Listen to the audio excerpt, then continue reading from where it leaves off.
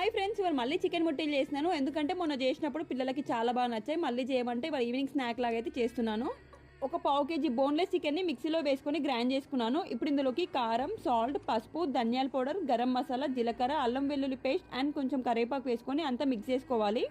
ఇప్పుడు చికెన్ని మొత్తం చిన్న చిన్న బాల్స్ లాగా అయితే చేసుకుంటున్నాను. ఒకేసారి చేసుకుంటే ఫ్రై చేసుకోవడానికి ఈజీ అవుతుందని చెప్పి అన్ని ఒకేసారి బాల్స్ అయితే చేసి పెట్టుకున్నాను. ఇప్పుడు స్టవ్ పైన ఒక కడాయి పెట్టుకుని అందులోకి ఒక పావు టీ గ్లాస్ ఆయిల్ వేసుకుని ఆయిల్ వేడయ్యాక నేను చేసుకున్న బాల్స్ అన్ని కంప్లీట్గా ఇందులోకి వేసేస్తున్నాను.